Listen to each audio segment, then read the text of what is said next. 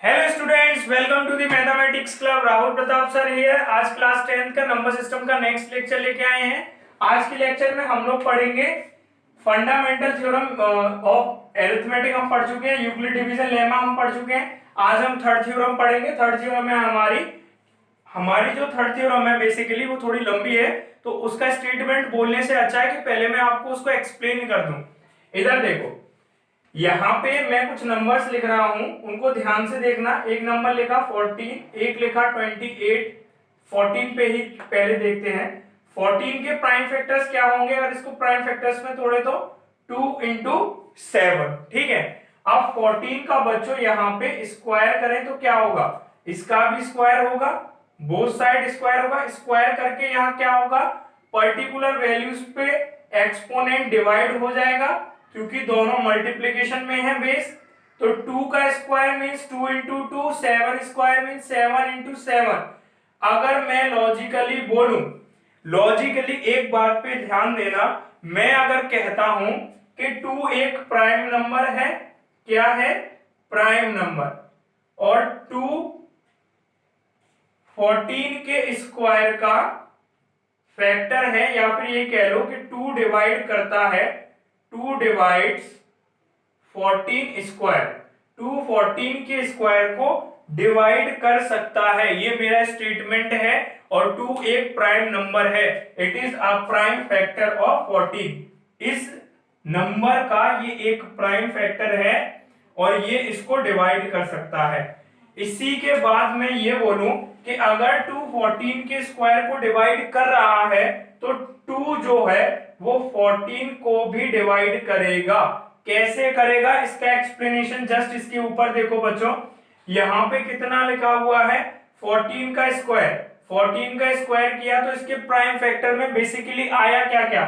14 के prime factor क्या थे? 2 इंटू 7। 14 का स्क्वायर किया तो प्राइम फैक्टर कितने हुए? 2 का स्क्वायर, 7 का स्क्वायर। सिर्फ नंबर ऑफ प्राइम फैक्टर्स वही रहे, 2 और 7 दो ही प्राइम फैक्टर हैं। बस इनमें क्या डिफरेंस आ गया है? इनके किसमें डिफरेंस आ गया? फ्रीक्वेंसी में। जब 14 की बात थी 2 एक बार था, जब 14 का स्क्वायर हो गया तो 2 कितने टाइम्स हो गया? 2 टाइम्स। 14 का स्क्वायर हो गया तो 7 कितने टाइम्स हो गया? 7 स्क्वायर। लेकिन यहां पे 2 और 7 ही प्राइम फैक्टर्स रहे स्क्वायर होने के बाद भी। क्या स्क्वायर होने के बाद 2 और 7 के अलावा कोई और ऐसा नंबर आया यहां पे जो 14 का प्राइम फैक्टर हो? नहीं आया।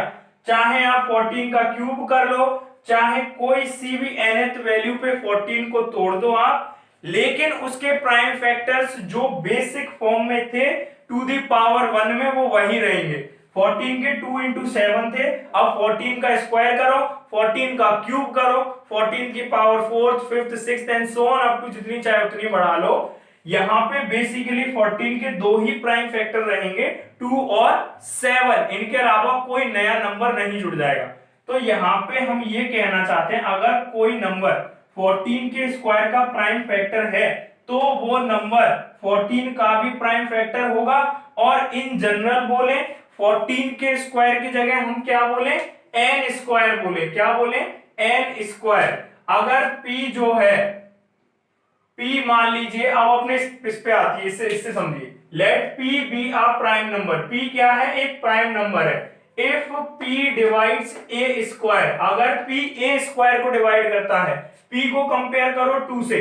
मान लो 2 डिवाइड करता है किसको? a स्क्वायर को। a क्या है? Positive integer. a क्या है? Positive integer.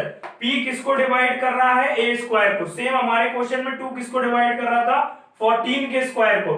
इसके आगे बोल रहा है कि if p divide a square, अगर p a स्क्वायर को डिवाइड कर सकता है देन p डिवाइड्स a, तो p a को भी डिवाइड करेगा। देन p डिवाइड्स a, तो p a को भी डिवाइड करेगा। ये हमने कहां से समझा? यहां से समझा कि अगर p a स्क्वायर को डिवाइड कर रहा है, a स्क्वायर के प्राइम फैक्टर जो होंगे वो a फॉर्म में भी जाके वही रहेंगे, सिर्फ उनकी फ्रीक्वेंसी में डिफरेंस आ जाएगा। यहाँ पे 1 टाइम 2 आ रहा है तो यहाँ पे 2 टाइम था, लेकिन बेसिकली 14 के स्क्वायर का जो प्राइम फैक्टर था वो दो ही थे, 2 और 7। अगर इनके फ्रीक्वेंसी को यहाँ पे नया ध्यान में रखा जाए, 2 टाइम्स आ रहा है ये मत सोचो, 7 2 टाइम्स आ रहा है ये मत सोचो। बेसिकली 14 स्क्वायर के दो प्राइम फैक्टर थे 2 और 7। जब 14 स्क्वायर से 14 पे गए तब भी इसके कितने फैक्टर थे, दो ही थे, 2 और 7। सेम स्टेटमेंट वो ये बोल रहा है अगर p a स्क्वायर को डिवाइड करता है, कहने का मतलब अगर 2 14 स्क्वायर को डिवाइड करता है देन p डिवाइड्स a, तो p a को भी डिवाइड करेगा, तो फिर p a को भी डिवाइड करेगा। लेकिन यहाँ पे सबसे ज्यादा जो ध्यान देने वाली बात है वो ये है कि p जो है वो प्राइम नंबर होगा। p क्या होगा, प्राइम नंबर होगा। ये थ्योरम जब ही एप्लीकेबल है जब p हमारा प्राइम नंबर होगा। अगर p प्राइम नंबर नहीं है तो ये थ्योरम एप्लीकेबल नहीं होगी। दूसरी बात, यहाँ पे p अगर a स्क्वायर को डिवाइड कर रहा है तो a एक पॉजिटिव इंटीजर होगा, पॉजिटिव इंटीजर होगा a पॉजिटिव इंटीजर का मतलब है 1/3, it is not a positive integer, ये रेशनल नंबर है। अगर कोई आपसे कहे कि 3 1/3 के स्क्वायर को डिवाइड कर रहा है या 9/2 के स्क्वायर को 3 डिवाइड कर सकता है तो 3 9/2 को भी डिवाइड करेगा।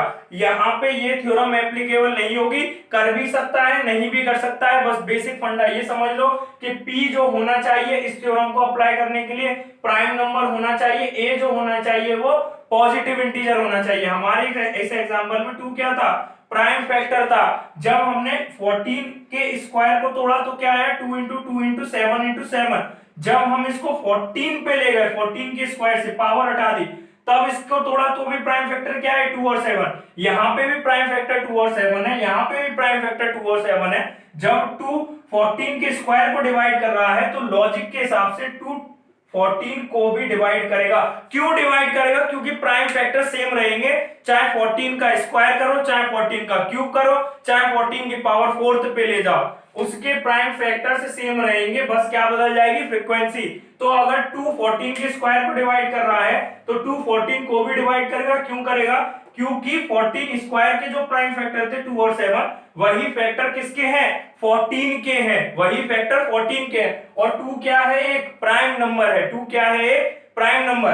अगर ये इसका प्राइम फैक्टर था तो ये इसमें भी आ रहा था, 14 कर देंगे उसके प्राइम फैक्टर निकालेंगे तो उसमें भी तो 2 आएगा, तो फिर 2 इसको भी डिवाइड कर देगा, तो फिर 2 इसको भी डिवाइड कर देगा। यहां से यही स्टेटमेंट निकल के आ रहा है कि अगर p कोई प्राइम नंबर है जो किसी a स्क्वायर को डिवाइड करता है तो p a को भी डिवाइड करेगा, जहां पे a क्या होना चाहिए, पॉजिटिव इंटीजर, और p क्या होना चाहिए, प्राइम नंबर। सेम कंसेप्ट उसने यहाँ थ्योरेटिकली लिख के आपको ये थ्योरम प्रूव करके बताइए। उसने बोला है कि अगर हम प्राइम फैक्टराइजेशन करें किसका, a का, तो उसमें क्या आएगा, p1 p2 and so on up to pn, कोई से भी प्राइम फैक्टर आ जाएंगे। हमने प्राइम फैक्टराइजेशन करना सिखाया था, यहाँ पे हमने किसका प्राइम फैक्टराइजेशन किया, यहाँ पे हमने 14 का प्राइम फैक्टराइजेशन किया। इस थ्योरम को पढ़ते चलेंगे, इसका एक्सप्लेनेशन आपको आना चाहिए। 14 का प्राइम फैक्टराइजेशन करो बच्चों, कितना आएगा, 2 इंटू 7 आ गया सर। अब इसके आगे वो बोलना चाह रहा है जहां पे p1 p2 pn क्या है, प्राइम है, हाँ प्राइम है, 2 और 7 दोनों क्या है, प्राइम है। प्राइम फैक्टराइजेशन किया है तो फैक्टर्स क्या होने चाहिए, प्राइम नंबर। उसके बाद वो बोल रहा है नॉट नेसेसरी डिस्टिंक्ट, जरूरी नहीं है अलग अलग हो, एक जैसे भी हो सकते हैं। जैसे 14 का स्क्वायर करो या फिर यहाँ पे हम क्या ले लें, 28 ले लें, तो कितनी बार जाएगा, 2 इंटू 2 इंटू 7। 2 जो है 2 बार आ गया, अलग अलग नहीं है, लेकिन 2 यहाँ दोनों ही केस में 2 क्या है, प्राइम है। तो वो यही कहना चाह रहा है, जरूरी नहीं है कि p1 और p2 अलग हो, लेकिन ये जरूरी है कि p1 और p2 दोनों ही क्या होंगे, प्राइम होंगे। यहाँ पे 28 का जब प्राइम फैक्टर किया तो 2 इंटू 2 इंटू 7, 2 और 2 अलग नहीं थे, लेकिन 2 और 2 क्या थे, प्राइम नंबर थे। अब इसके आगे बढ़ो, वो कह रहा है इसी हिसाब से अगर आप a स्क्वायर करेंगे, a स्क्वायर मतलब 28 का स्क्वायर करो, 28 का स्क्वायर मतलब इसका भी स्क्वायर, इसका स्क्वायर मतलब हर डिजिट कितनी बार हो जाएगी, 2 टाइम्स हो जाएगी। 28 का स्क्वायर करने पे ये जो फैक्टर आएंगे वो कितने टाइम हो जाएंगे, 2 बार हो जाएंगे, 2 बार। ये देखो 2 एक बार था या 2 बार हो गया, ये 2 एक बार था, ये भी 2 बार, ये 7 एक बार था, ये भी कितनी बार, 2 बार। अब वो कह रहा है ए स्क्वायर के प्राइम फैक्टराइजेशन करोगे तो क्या हुआ, p1 स्क्वायर, हाँ जी 2 था 2 स्क्वायर, 2 था 2 स्क्वायर, 7 था 7 स्क्वायर। अब इसके बाद कह रहा है now we are given that p divides a square, हमको ये दिया हुआ है कि p किसको डिवाइड कर सकता है, a स्क्वायर को। तो therefore from the fundamental theorem of arithmetic it follows that p is one of the prime factor of a square.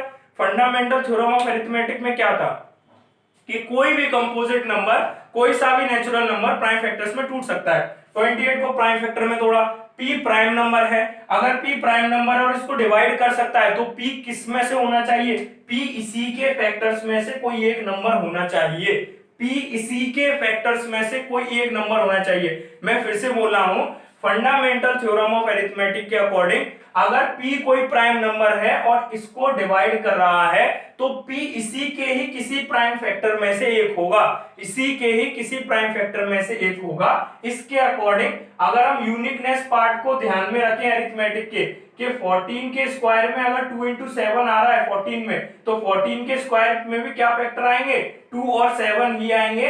ये बात अलग है कि 2 टाइम्स हो जाएगा और 7 2 टाइम्स हो जाएगा, लेकिन फाइनली फैक्टर्स क्या रहेंगे, 2 और 7। ये उसकी यूनिकनेस प्रॉपर्टी है, किसकी, फंडामेंटल थ्योरम ऑफ अरिथमेटिक की। इसके बाद ये कहना चाह रहा है, तो यहां से ये लॉजिक निकल के आता है कि ए स्क्वायर के ओवरऑल जो प्राइम फैक्टर्स होंगे वो वही होंगे जो किसके थे, ए के थे। बस डिफरेंस क्या हो जाएगा, क्वांटिटी का। ए के क्या थे, p1 p2 and pn, A square के क्या हो जाएंगे, p1 स्क्वायर, p1 से p1 स्क्वायर, p2 से p2 स्क्वायर, pn से pn स्क्वायर। मतलब हर प्राइम नंबर दो बार हो जाएगा बस, लेकिन नंबर वही रहेंगे। तो यहां से क्या निकल के आता है कि p इज वन ऑफ, कि p जो होगा, जो नंबर, जो प्राइम नंबर हमें दे रखा है और हम ये बोल रहे हैं कि ये जो नंबर है 2, ये 14 स्क्वायर को डिवाइड कर रहा है, तो 2 जो होगा वो 14 के प्राइम फैक्टर्स में से ही एक होगा। 14 के प्राइम फैक्टर क्या है, 2 और 7, तो 2 इन्हीं में से तो एक है। अगर 2 इन्हीं में से एक है तो 14 के स्क्वायर को अगर 2 डिवाइड कर रहा है तो 2 14 को भी क्या करेगा, डिवाइड करेगा, क्योंकि प्राइम फैक्टर्स हमेशा एक नंबर के सेम रहते हैं। Now since a is equal to इतना divides, therefore p divides a। इसीलिए ये थ्योरम बार बार ये फोकस कर रही है, अगर किसी नंबर के स्क्वायर को कोई प्राइम नंबर डिवाइड करता है, जैसे यहाँ 14 के स्क्वायर को 2 डिवाइड कर रहा था, तो फिर 2 जो है उस नंबर के सिंगलेट, मतलब इसकी पावर सिंगल पे ले जाएंगे तो वो उसको भी क्या करेगा, डिवाइड करेगा। क्यों करेगा, क्योंकि अगर वो प्राइम है तो वो उस नंबर के प्राइम फैक्टर्स में से ही कोई एक नंबर होगा। जैसे 14 के प्राइम फैक्टर्स थे 2 और 7, और 2 प्राइम नंबर और इसको डिवाइड कर रहा है, तो 2 किन में से एक था, 2 और 7 में से ही तो एक था 2, तो फिर 2 किसको भी डिवाइड करेगा, p स्क्वायर को। तो ये हो गई हमारी तीसरी थ्योरम। कितनी थ्योरम पढ़ ली अब तक, ओवरऑल हमने 3, Euclid division lemma, fundamental theorem of arithmetic, और अब ये नई थ्योरम आ गई कि p एक प्राइम नंबर है जो किसी पॉजिटिव इंटीजर a स्क्वायर को डिवाइड कर रहा है, तो p जो है a को भी क्या करेगा, डिवाइड करेगा। ये हमारी तीसरी थ्योरम आ गई। अब इसके बेसिस पे हम क्या करेंगे, इसके बेसिस पे हम इरेशनल नंबर्स को प्रूफ करेंगे। किसको, इरेशनल नंबर्स को। इसके आगे देखो, अब आगे देखो स्टूडेंट्स, नेक्स्ट क्वेश्चन है हमारा, √2 इज इरेशनल। ये हमको प्रूफ करना है कि √2 इरेशनल है। अब इसको मैं स्टेप बाय स्टेप समझाऊंगा, ये थोड़ा डिटेल में है। इसके बाद हम प्रूफ करेंगे √3, वो थोड़ा अलग तरीके से प्रूफ करेंगे। √2 इरेशनल है, ये प्रूफ करने का यहां से चालू करेंगे, स्टेप बाय स्टेप सीखेंगे, धीरे धीरे करके सीखेंगे, ठीक है। सबसे पहले हम अज्यूम कर लेंगे कि √2 इसने बोला है इरेशनल है, हमको यही प्रूफ करना है। हम इसका उल्टा अज्यूम कर लेते हैं, we assume to the contrary that √2 is rational. हमने कॉन्ट्रेरी माने उसका उल्टा, हमने उसका उल्टा ये अज्यूम कर लिया कि √2 रेशनल है। So we can find integers r and s such that √2 is equal to r upon s। एक एक स्टेप समझेंगे। यहां से आपका पहला स्टेप होता है चालू। हमने √2 को समझ लिया रेशनल। अगर √2 रेशनल है तो √2 किस फॉर्म में लिखा जा सकता है, p अपॉन q की फॉर्म में। और p और q क्या होते हैं, इंटीजर्स होते हैं, जहां पे q किसके इक्वल नहीं होता है, 0 के।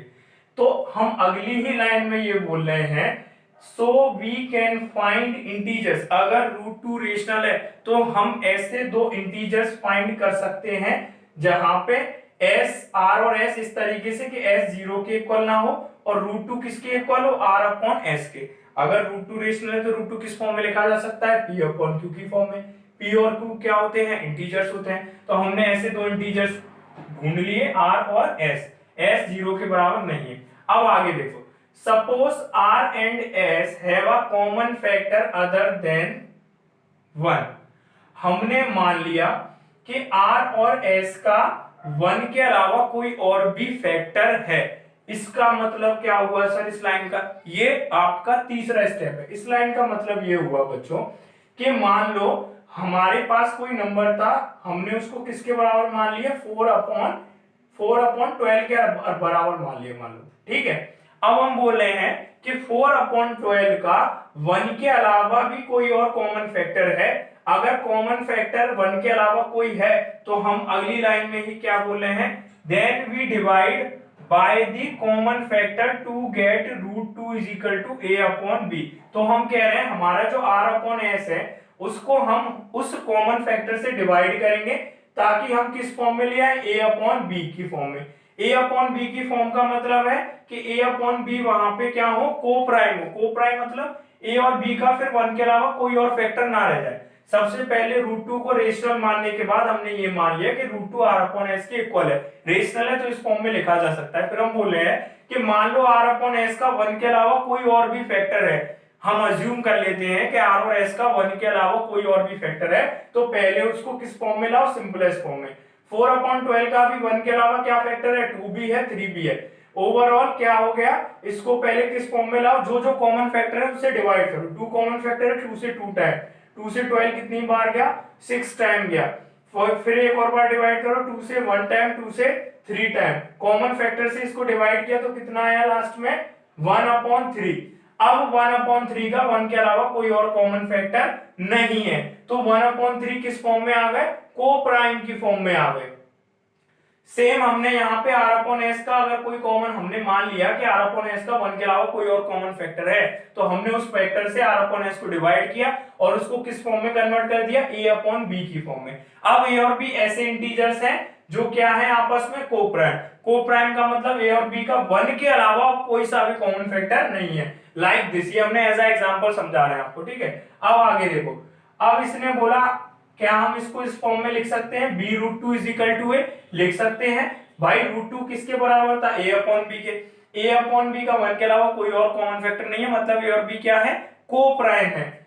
अब b को उस तरफ ले गए तो a किसके इक्वल हो गया, √2b इंटू √2। सबसे पहला स्टेप r/s के इक्वल माना। दूसरा स्टेप हमने ये मान लिया कि r/s का 1 के अलावा कोई और कॉमन फैक्टर है। अगर कोई और कॉमन फैक्टर है तो हमने उसको डिवाइड किया, उसको सिंपलेस्ट फॉर्म में कन्वर्ट किया a/b में। अब a और b क्या है, कोप्राइम नंबर है। b को हमने किस तरह भेज दिया, √2 के साथ भेज दिया, तो a इक्वल्स टू क्या हो गया, b√2। ये हो गया हमारा सेकंड स्टेप। क्या हो गया, सेकंड स्टेप। अब सेकंड स्टेप तक आते आते हमने a की वैल्यू किसके इक्वल लिया है, b√2 के इक्वल लिया है। अब आगे देखो, ये बोल रहा है स्क्वायरिंग ऑन बोथ साइड, दोनों तरफ स्क्वायरिंग कर दो। दोनों तरफ मतलब b√2 है और इस तरफ क्या है, a है। दोनों तरफ स्क्वायरिंग करेंगे तो b का स्क्वायर होगा b स्क्वायर, √2 का स्क्वायर क्या होगा 2, तो इसको 2b स्क्वायर लिख दिया अरेंज करके। a का स्क्वायर क्या होगा, a स्क्वायर। वही वो बोल रहा है next, squaring on both side and rearranging. Rearranging मतलब √2 पीछे था उसको आगे ले दिया, 2 लिख दिया। We get 2b square is equal to a square. दोनों साइड स्क्वायर करने पे हमें क्या मिलेगा, 2b स्क्वायर किसके इक्वल है, a स्क्वायर के। अब स्टेप थर्ड में हम एंट्री कर चुके हैं। अब यहाँ पे ये बड़ी इंपॉर्टेंट बात कह रहा है, a स्क्वायर किसके इक्वल आ गया, 2b स्क्वायर के। यहां से समझना, देयरफॉर 2 डिवाइड्स a स्क्वायर। भाई यहां पे ध्यान से देखो, हमने यहां पे 64 को लिख दिया 2 स्क्वायर इंटू 1 और 6, ठीक है, 2 स्क्वायर इंटू 16 इस फॉर्म में लिखा है। तो हम ये कह सकते हैं ना, अगर 64 इसके बराबर है, जैसा कि इस फॉर्म में a स्क्वायर किसके बराबर है, 2b स्क्वायर के, तो इसने कह दिया 2 किसको डिवाइड करेगा, a स्क्वायर को। तो यहाँ पे हम ये कह सकते हैं कि 2 किसको डिवाइड करेगा, 64 को। अगर किसी के मल्टीपल में किसी को तोड़ रहे हैं तो वो इसको डिवाइड भी तो करेगा। जैसे यहाँ पे मान लो हमने लिख दिया 125, ये किसके बराबर होगा, 5 इंटू 25। इसको भूल जाओ, इस पे देखो 125 किसके मल्टीपल में टूट रहा है, 5 के मल्टीपल में, तो ये 5 से भी तो डिवाइड होगा, डिवाइड करके देखो 125 को 5 से कितनी बार 25। सेम यही कंसेप्ट यहाँ पे यूज कर रहे हैं कि a स्क्वायर 2b स्क्वायर 2 के मल्टीपल में लिखा हुआ है, तो 2 जो है वो a स्क्वायर को क्या कर देगा, डिवाइड कर देगा। तीसरे स्टेप से यहाँ इंपॉर्टेंट रिजल्ट निकला। अब वो कह रहा है नाउ बाय थ्योरम थर्ड, अभी तीसरी थ्योरम हमने पढ़ी थी कि अगर p a स्क्वायर को डिवाइड कर रहा है और p क्या है, प्राइम नंबर, तो p किसको भी डिवाइड करेगा, a को। सेम यहाँ पे 2 प्राइम नंबर है, 2 किसको डिवाइड कर रहा है, a स्क्वायर को। तो तीसरी थ्योरम के अकॉर्डिंग हम क्या कह सकते हैं कि 2 किसको भी डिवाइड करेगा, a को। Now by theorem third it follows that 2 divides a।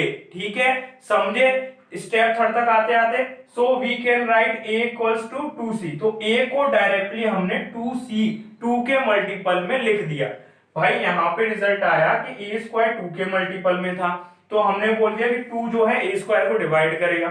अब हमारी जो थ्योरम थी तीसरी वाली, उसके अकॉर्डिंग अगर 2 a स्क्वायर को डिवाइड कर रहा है, अगर p a स्क्वायर को डिवाइड कर रहा है, p प्राइम नंबर है तो p a को भी डिवाइड करेगा। सेम यहाँ पे 2 प्राइम नंबर था और a स्क्वायर को डिवाइड कर रहा था, तो तीसरी थ्योरम के अकॉर्डिंग 2 a को भी डिवाइड करेगा। अगर 2 a को डिवाइड कर रहा है तो 2 a का क्या होगा, मल्टीपल होगा, तो a को क्या लिख सकते हैं, a इक्वल्स टू 2c लिख सकते हैं। a इक्वल्स टू क्या लिख सकते हैं, 2c। तो किसी इंटीजर c के लिए हमने a को क्या लिख दिया, 2c लिख दिया। भाई यहाँ पे देखो, जैसे 128 को 2 डिवाइड कर सकता है, 128 को क्या डिवाइड कर सकता है, 2, तो 2 के मल्टीपल में हम इसको तोड़ के लिख सकते हैं, 2 इंटू 64, यहां तोड़ के लिख दिया। ये कोई सा भी इंटीजर हो सकता है। सेम यहाँ पे स्टेप थर्ड में फाइनल कंक्लूजन ये निकला कि a जो है 2 जो है वो a को डिवाइड कर सकता है। अगर 2 a को डिवाइड कर सकता है तो a को 2 के मल्टीपल में हम लिख सकते हैं। ठीक है, ये स्टेप थर्ड का रिजल्ट आ गया। फिर से स्टेप थर्ड समझो। स्टेप 2 तक हमने इसको कोप्राइम में कन्वर्ट किया था, कोप्राइम में कन्वर्ट करने के बाद हमने क्या बोल दिया था, इस फॉर्म में लिख दिया था। अब स्टेप थर्ड में एंट्री करते ही हमने बोथ साइड किया स्क्वायर, तो b रूट 2 का स्क्वायर किया, a का स्क्वायर किया, यहाँ पे क्या आ गया 2b स्क्वायर, यहाँ पे a स्क्वायर। अब यहाँ पे a स्क्वायर 2 के मल्टीपल में लिखा हुआ है, a square is equal to 2b square, 2b square मतलब 2 के मल्टीपल में। अगर 2 के मल्टीपल में तो 2 किसको डिवाइड कर सकता है, a स्क्वायर को। 2 एक प्राइम नंबर है, तो तीसरी थ्योरम जो जस्ट अभी पढ़ी है उसके अकॉर्डिंग अगर 2 a स्क्वायर को डिवाइड करेगा तो 2 a को भी क्या करेगा, डिवाइड करेगा। और फिर से उल्टा बोलेंगे, अगर 2 a को डिवाइड करना है तो a को 2 के मल्टीपल में रिप्रेजेंट कर सकते हैं। हमने a को 2 के मल्टीपल में रिप्रेजेंट कर दिया, a equals to 2c, c यहाँ पे कोई सा भी इंटीजर होगा। अब आगे देखो, सब्स्टिट्यूटिंग फॉर a की वैल्यू पे हम क्या कर देंगे, सब्स्टिट्यूट कर देंगे। सब्स्टिट्यूट का मतलब यहाँ पे क्या है, ये देखो ध्यान से, यहाँ पे हमारी इक्वेशन क्या थी, 2b square is equal to a square, ये थी 2b square is equal to a square. और इसी थर्ड स्टेप में a की वैल्यू कितनी आ गई थी, 2c, तो a की जगह क्या रख देंगे, 2c, 2b square is equal to a की जगह रख दो 2c का स्क्वायर। यही ये लाइन कहना चाहती है, substituting for a we get this. a को सब्स्टिट्यूट करने पे, a की वैल्यू सब्स्टिट्यूट करने पे हमें क्या मिल जाएगा, 2b square is equal to 4c। यहाँ पे हमने a की वैल्यू सब्स्टिट्यूट कर दी, कितनी आई थी 2c, इस इक्वेशन में लिख दी 2b square is equal to कितना आ गया 4c स्क्वायर। ये वाला स्टेप आ गया, फोर्थ स्टेप चालू है। अब देखो ये यहाँ से क्या कहना चाहता है, 2 से 4 कैंसिल 2 टाइम्स, तो b स्क्वायर किसके इक्वल आ गया, 2c स्क्वायर के, that is b square is equal to 2c square. 2b square is equal to 4c square को हम क्या लिख सकते हैं, b square is equal to 2c square. अब इसका मतलब क्या है, ध्यान से समझो, सारी चीजों में वही कंसेप्ट चल रहा है। This means that 2 divides b square. अब 2 b स्क्वायर को डिवाइड कर सकता है, क्यों कर सकता है, क्योंकि 2 जो है वो b स्क्वायर किस में लिखा हुआ है, 2 के मल्टीपल में। b स्क्वायर 2 के मल्टीपल में लिखा हुआ है, तो 2b स्क्वायर को डिवाइड कर सकता है। अगर 2b स्क्वायर को डिवाइड कर सकता है तो 2 क्या है, प्राइम नंबर, b क्या है, पॉजिटिव नंबर। थर्ड वाली थ्योरम फिर से याद करो, अगर कोई प्राइम नंबर a स्क्वायर को डिवाइड कर सकता है, हमने क्या बताया था थर्ड थ्योरम में, अगर p प्राइम नंबर है और a स्क्वायर को डिवाइड कर रहा है तो p a को भी डिवाइड करेगा। तो तीसरी वाली थ्योरम का डायरेक्ट यूज करेंगे, अगर 2b स्क्वायर को डिवाइड कर रहा है तो 2b को भी डिवाइड करेगा, 2b को भी डिवाइड करेगा। तो थ्योरम थर्ड से हम कह सकते हैं कि p जो है इक्वल्स टू, p जो है वो किसके इक्वल आ गया, 2 के इक्वल आ गया। p जो है वो किसके इक्वल आ गया, 2 के इक्वल आ गया। मतलब जब से हम एक ऐसा नंबर ढूंढ रहे थे जो किसको डिवाइड कर दे, यहाँ a को भी डिवाइड 2 कर रहा है, अब यहाँ पे b को भी डिवाइड कौन कर रहा है, 2 कर रहा है। तो therefore a and b have at least 2 as a common factor। तो यहां से रिजल्ट ये निकल के आया स्टेप 3 और स्टेप 4 से कि 2 जो है वो a का भी फैक्टर है, b का भी फैक्टर है। But this contradict the fact that a and b have no common factor other than 1। लेकिन ये किस फैक्ट को चुनौती दे रहा है, स्टेप 2 वाले फैक्ट को। स्टेप 2 में हमने क्या बोला था कि a और b के अलावा √2 का कोई और कॉमन, मतलब a और b का 1 के अलावा कोई और कॉमन फैक्टर नहीं है। लेकिन यहाँ a और b का क्या और कॉमन फैक्टर आ गया सॉल्व करते करते 2। अब ये इस बात को क्यों कॉन्ट्राडिक्ट कर रहा है, दिस कॉन्ट्राडिक्शन हैज अराइजन। ये विरोध वाली बात आई कहां से कि हमने यहाँ बोला कि a और b का 1 के अलावा कोई और फैक्टर नहीं है, सॉल्व करते गए तो a और b का क्या फैक्टर निकला है, कॉमन फैक्टर 2। अब ये कॉन्ट्राडिक्शन आया ही क्यों, ये कॉन्ट्राडिक्शन क्यों आया, क्योंकि हमने अपने स्टेटमेंट को इनकरेक्ट अज्यूम किया था, because of our incorrect assumptions that √2 is rational. क्योंकि हमने यहाँ पे गलत अज्यूम कर लिया था कि √2 क्या है, रेशनल है। अगर √2 रेशनल होता तो यहाँ पे कॉमन फैक्टर आता ही नहीं।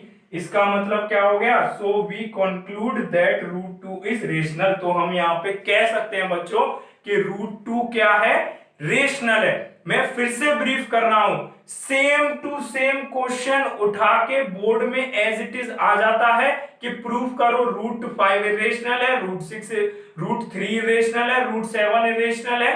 इन क्वेश्चंस को इन्हीं स्टेप्स को फॉलो करते हुए प्रूफ करेंगे। बेसिक्स आपको पता होनी चाहिए। सबसे पहले स्टेप में √2 को r/s के इक्वल लिया, हमने मान लिया कि r/s का कोई कॉमन फैक्टर है, फिर उस कॉमन फैक्टर से r/s को डिवाइड किया तो r/s की जगह क्या आ गया, a/b। अब a/b सिंपलेस्ट फॉर्म में आ गया, कहने का मतलब है a और b को प्राइम है। हमने इसको किस फॉर्म में लिख दिया, b√2 इक्वल्स टू a। अब दोनों साइड स्क्वायर किया तो यहां से ये रिजल्ट निकल के आया कि a² 2 के मल्टीपल में लिखा है, मतलब 2a² को डिवाइड करेगा। 2a² को डिवाइड करेगा तो थ्योरम थर्ड से अगर p a² को डिवाइड करेगा तो p a को भी डिवाइड करेगा, अगर 2a² को डिवाइड करेगा तो 2a को भी डिवाइड करेगा। यहां से क्या निकल के आया कि a किसके इक्वल लिख सकते हैं, 2c के। इसी वैल्यू को उठा के इस इक्वेशन में हमने पुट कर दिया फोर्थ स्टेप में। तो 2b² क्या था, a², a की जगह कितना लिख दिया, 2c। तो 2b² इक्वल्स टू कितना हो गया, 4c² हो गया। अब 2b² 4c² के इक्वल है, 2 से 4 गया 2 टाइम्स, तो b² को क्या लिख सकते हैं, 2c²। अब b² 2 के मल्टीपल में आ गया, इसका मतलब 2b² को डिवाइड करेगा। फिर थ्योरम थर्ड से अगर p a² को डिवाइड करता है तो p a को भी डिवाइड करता है, 2b² को डिवाइड कर रहा है तो 2b को भी डिवाइड करेगा।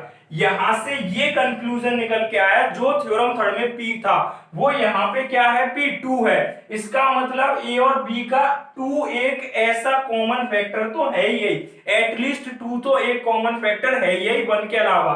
तो हमने यहाँ क्या बोल दिया, that a and b have no, ये किसको कॉन्ट्राडिक्ट कर रहा है, बट दिस कॉन्ट्राडिक्ट माने अपोज करना। ये किस बात को अपोज कर रहा है, but this contradict the fact that a and b have no common factor other than 1। ये इस बात को कॉन्ट्राडिक्ट कर रहा है कि a और b का 1 के अलावा कोई और फैक्टर नहीं होगा। ये कॉन्ट्राडिक्शन अराइज कब हुआ, this contradiction has arisen because of our incorrect assumption, क्योंकि हमने इनकरेक्ट अज्यूम कर लिया था कि √2 क्या है, रेशनल है। यहां से हम ये कंक्लूड कर सकते हैं कि √2 क्या है, इर्रेशनल है। अब आपको क्लियर हो गया होगा। एक और क्वेश्चन करते हैं ताकि और अच्छे से क्लियर हो जाए। देखो बच्चों आगे, सो दैट 5 - √3 इज इर्रेशनल। अब हम क्या प्रूफ करेंगे, ये देखो बच्चों यहां पे हम प्रूफ क्या कर रहे हैं, बेसिकली आपको ये पता होना चाहिए।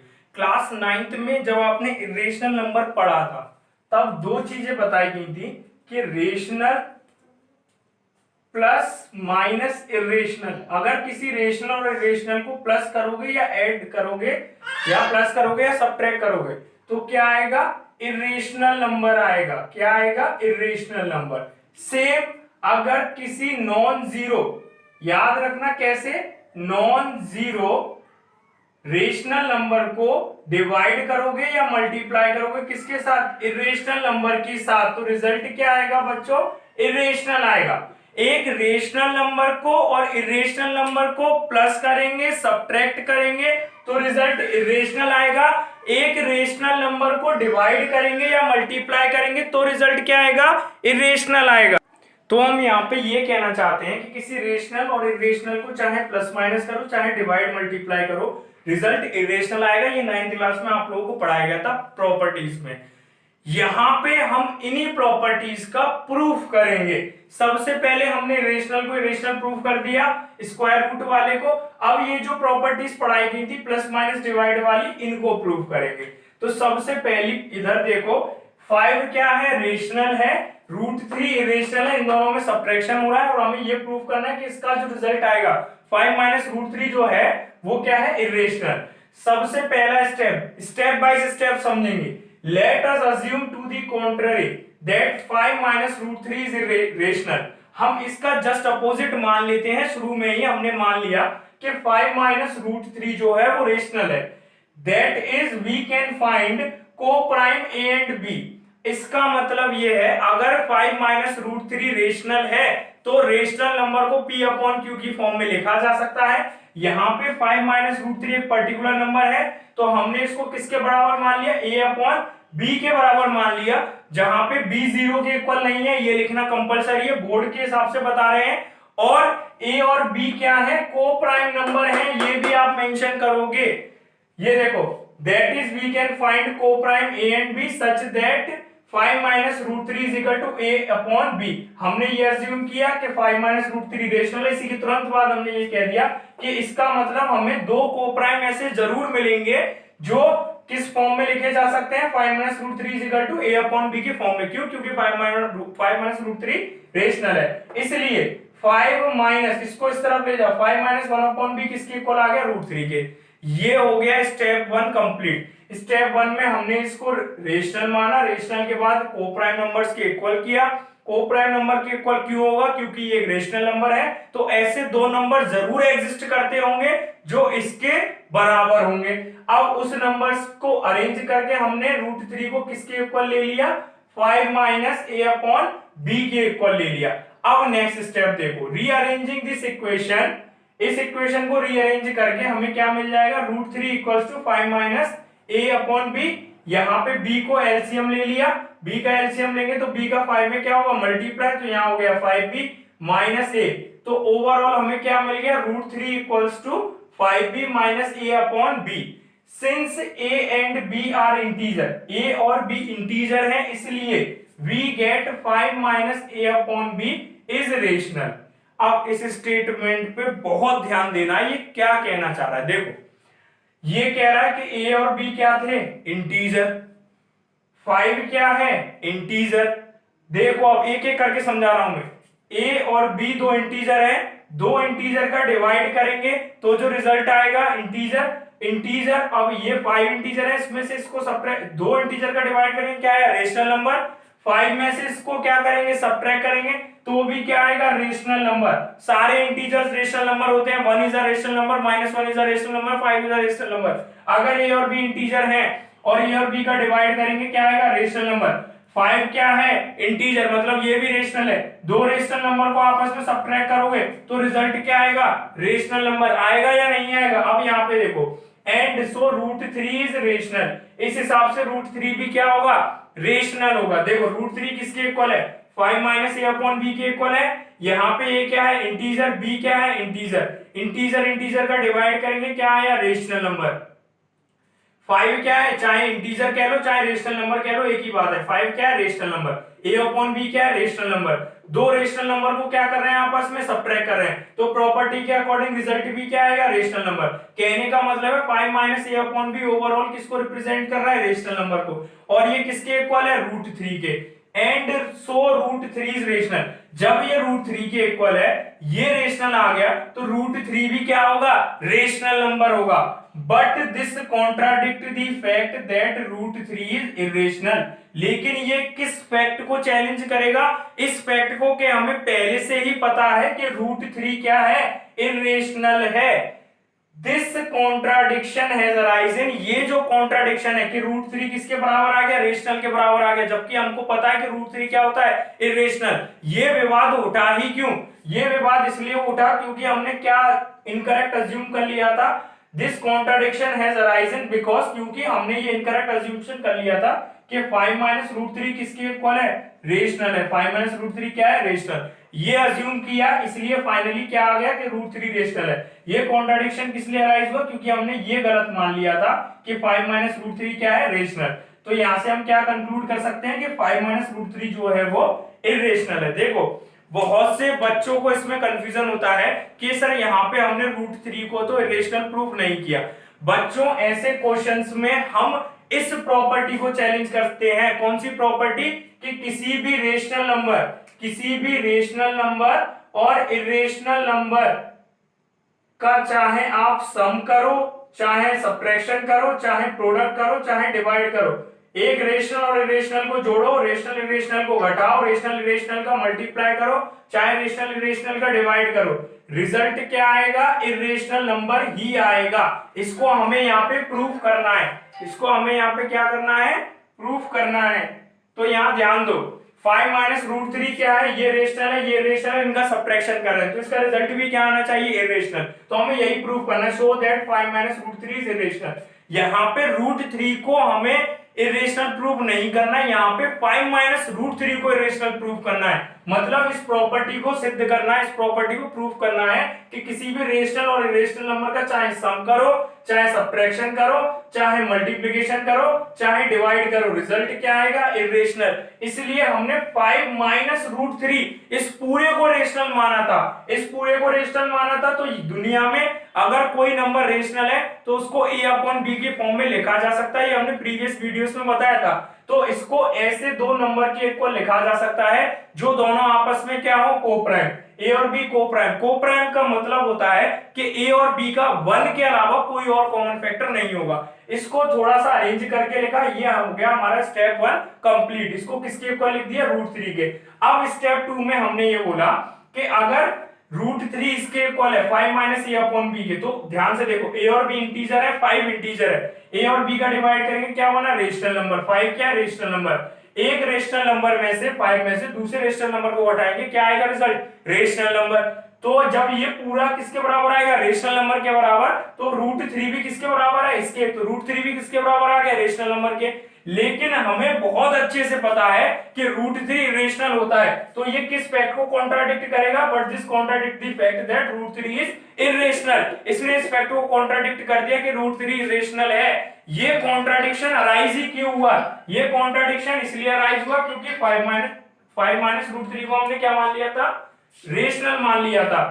तो हम यहां से ये कंक्लूड कर सकते हैं कि 5 माइनस रूट थ्री जो है वो क्या है, इरेशनल, ना कि रेशनल। समझ गए, ऐसे होता है ये प्रूफ। अब आगे देखो, नेक्स्ट क्वेश्चन देखो बच्चों, क्वेश्चन है show that 3 root 2 is irrational. आपको ये प्रूफ करना है कि 3 रूट 2 इरेशनल है। यहाँ पे कौन सी प्रॉपर्टी है, 3 क्या है, रेशनल, रूट 2 क्या है, इरेशनल। रेशनल का किसमें मल्टीप्लाई हो रहा है, इरेशनल में, और रिजल्ट क्या आना चाहिए, हमको बहुत अच्छे से पता है, 9th क्लास में पढ़ा हुआ है, इरेशनल। यहीं पे हमको यही जो प्रॉपर्टी है ये हम यहाँ पे प्रूव करेंगे कि एक रेशनल और इरेशनल का प्रोडक्ट करने पे क्या आएगा, इरेशनल। यही हमको प्रूव करना है कि 3 रूट 3 जो ओवरऑल होगा वो क्या होगा, इरेशनल। तो सबसे पहले let us assume to the contrary, वही स्टेप्स फॉलो करेंगे। हमने इसके जस्ट अपोजिट, कॉन्ट्रेरी मतलब इसके जस्ट अपोजिट अज्यूम कर लिया कि 3 रूट 3 क्या है, 3 रूट 2 क्या है, रेशनल है। लेकिन अब इसके आगे देखो, that is we can find, अगर ये रेशनल है दैट इज, इसका मतलब हम ऐसे दो को प्राइम नंबर ढूंढ सकते हैं ए अपॉन बी जो इसके क्या हो, इक्वल हो। को प्राइम मतलब ए और बी का 1 के अलावा कोई और फैक्टर नहीं होगा। अब इसको अरेंज करके लिख लेंगे, इसको किसके इक्वल ले आएंगे, रूट 2 के इक्वल ले आएंगे। बेसिकली जितने भी आपको ये क्वेश्चन मिले जिसमें एक रेशनल और इरेशनल का सम हो रहा हो, सब्ट्रैक्शन हो रहा हो, मल्टीप्लाई हो रहा हो, डिवाइड हो रहा हो, उसमें कोशिश करना कि उस नंबर को किसके इक्वल ले आए, उस एक्सप्रेशन में प्रेजेंट इरेशनल नंबर के इक्वल ले आए। ठीक है, उसके बाद का स्टेप क्या होता है, इस तरफ हमें फोकस करना पड़ता है। यहाँ ए और बी क्या है, इंटीजर है, 3 भी क्या है, इंटीजर है। जब 3 इंटीजर्स को इस फॉर्म में लिखेंगे, इंटीजर 3 का बी में मल्टीप्लाई करेंगे, 3 क्या है, इंटीजर, इंटीजर का किस में मल्टीप्लाई कर रहे हैं, 3 इंटीजर है बी में, बी भी क्या है, इंटीजर, इंटीजर का इंटीजर में मल्टीप्लाई करेंगे, रिजल्ट क्या आएगा, इंटीजर आएगा। अब इस इंटीजर को, और ये क्या है, इंटीजर, अब इंटीजर का इंटीजर से डिवाइड कर रहे हैं, रिजल्ट क्या आएगा, rational number, rational number, rational number, ठीक है, सारे इंटीजर रेशनल नंबर होते हैं। तो a अपॉन 3 रूट बी क्या आ गया, रेशनल। अब a upon 3 root B rational है और ये किसके इक्वल है, रूट 2 के, तो रूट 2 भी क्या होगा बच्चों, रूट 2 भी होगा रेशनल। लेकिन हमें बड़े अच्छे से पता है ये किस फैक्ट को कॉन्ट्राडिक्ट कर रहा है, ये इस फैक्ट को कॉन्ट्राडिक्ट कर रहा है कि रूट 2 क्या है, इरेशनल। ये तो हमें पहले से ही पता है कि रूट 2 क्या है, इरेशनल। और ये कॉन्ट्राडिक्शन अराइज क्यों हुआ, क्योंकि हमने 3 रूट 2 को क्या मान लिया था, 3 रूट 2 को हमने रेशनल मान लिया था, इसलिए कॉन्ट्राडिक्शन अराइज हुआ। So we conclude that 3 root 2 is irrational. इसलिए हम ये कह सकते हैं कि 3 रूट 2 क्या है, इरेशनल है। यहां पे हमने मैक्सिमम जितने क्वेश्चन इसके ऊपर बन सकते थे वो कर लिए। नेक्स्ट वीडियो जो होगी आपकी वो इसके ऊपर प्रेजेंट बोर्ड क्वेश्चंस की होगी। इस चैप्टर में जितने भी तरह के बोर्ड में क्वेश्चंस आए हैं प्रीवियस ईयर्स में, हम मैक्सिमम क्वेश्चंस इस बोर्ड पे कवर करेंगे। बच्चों क्वेश्चंस आपको फेसबुक और इंस्टाग्राम पे भी मिल सकते हैं, मैं नीचे लिंक डाल देता हूं हमेशा वीडियोस में। आप लिंक पे जाके हमारे फेसबुक और इंस्टाग्राम अकाउंट्स पे भी देख सकते हैं। मैथमेटिक्स क्लब के हम वहां पे regularly questions previous year board के और नए नए जो क्वेश्चन बन सकते हैं वो अपलोड करते रहते हैं, तो आप वहां पे जाके चेक कर सकते हैं। वो बच्चे अलग अलग क्वेश्चंस डालते रहते हैं, अच्छे अच्छे हेल्दी हेल्दी, आप उन क्वेश्चंस को लगा सकते हैं, हमसे पूछ सकते हैं, और कोई भी इंक्वायरी हुआ करे तो उसको कमेंट बॉक्स में बता दीजिए करिए। ठीक है, थैंक यू सो मच, आज के लिए इतना है।